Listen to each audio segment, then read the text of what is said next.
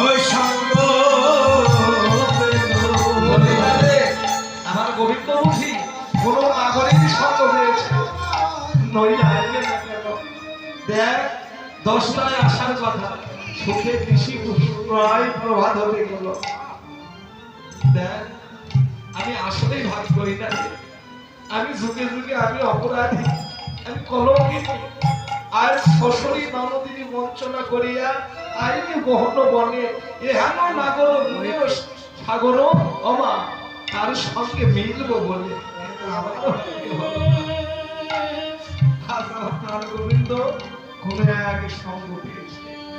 তাই সত্যই মা আর আমার প্রাণ গোবিন্দ আসবে বলে এমন সময় যে পথ দিয়ে আসবে সেই পথে সন্ত্রাস সেই সন্ত্রাস